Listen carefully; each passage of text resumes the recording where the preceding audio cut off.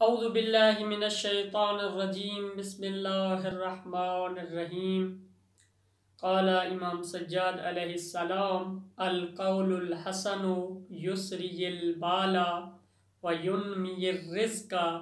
Vinci فی العجل ویحبب الی اہل ویدخل الجنہ۔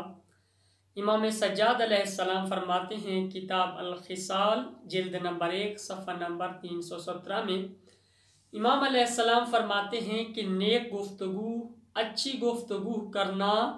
انسان کی ثروت میں، انسان کے دولت میں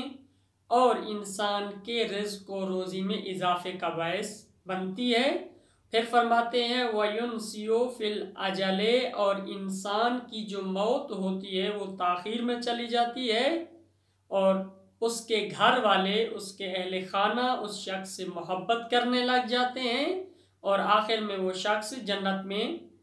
داخل ہوگا۔ یعنی اس حدیث کے اندر امام سجاد علیہ السلام فرمانا چاہتے ہیں کہ اگر کوئی شخص نیک گفتگو کرتا ہے، اچھی گفتگو کرتا ہے تو اس شخص کو کیا حاصل ہوگا۔ تو اس کے 4 فوائد امام نے بیان کی ہیں کہ پہلا یہ کہ اس کی جو وہ شخص کی ثروت ہے، دولت ہے، اس کا مال ہے، وہ شخص یعنی امیر ہو جائے گا دوسرے لفظوں میں،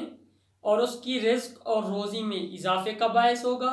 دوسرا یہ کہ اگر کسی کی شخص کی موت